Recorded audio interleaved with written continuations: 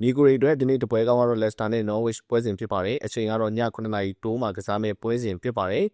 Leicester ကတော့တန်းစင်းရုံးရမယ့်အသင်းဖြစ်ပါတယ် Norwich ကတော့အမှတ်သိမ့်မလို့တော့ဘူးပေါက်ထားတဲ့ body ကြီးက Leicester အင်ရှင်ဘက်ကနေ level 40ရှုံပေါက်ထားတဲ့အနေအထားဖြစ်ပါတယ်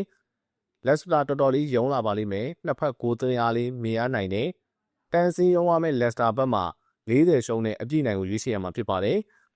အဲ့တက်ပို့ပြီးမျှော်လင့်လို့ရနေလို့ကျွန်တော်ကတော့အင်ရှင်ဖြစ်တဲ့ Leicester ကိုဒီညတပွဲကောင်းအနေနဲ့ body ရွေးချယ်မှာဖြစ်ပါတယ်ဂိုးပေါင်းကတော့ကျွန်တော်2-1လို့ခန့်မှန်းထားတာဖြစ်တဲ့အတွက်ညီကိုတွေဂိုးပေါင်းလဲစော့မယ်ဆိုလို့ရှိရင်ပေါက်ချင်းနဲ့တိုက်စစ်ပြီးစော့လို့ရမှာဖြစ်ပါတယ်ကျွန်တော်ကတော့ဒီည9နာရီပွဲစဉ် Leicester Norwich ပွဲစဉ်မှာတော့တပွဲကောင်းအနေနဲ့ Leicester ကိုရွေးထုတ်ထားတာဖြစ်ပါတယ်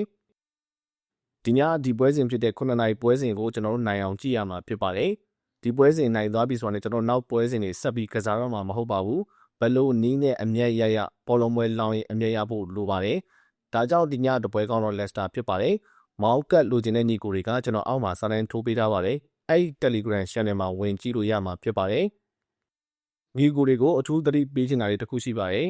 ပတ်စံအများကြီးလိုချင်လို့10သိန်းပေါင်း17သိန်းပေါင်းတွေရွေးပြီးထိုးရတာကိုမကြိုက်ပါနဲ့ဖြည်းဖြည်းချင်းအနည်းယူပါတစ်ခါတလေအရှုံးပေးပါနှစ်ခါနှစ်လေပြန်ယူပါဆိုတဲ့ပုံစံမျိုးနဲ့စော့ပါရောင်းကစားမှုလို့အနည်းရအောင်ရှာတတ်ဖို့လိုပါတယ်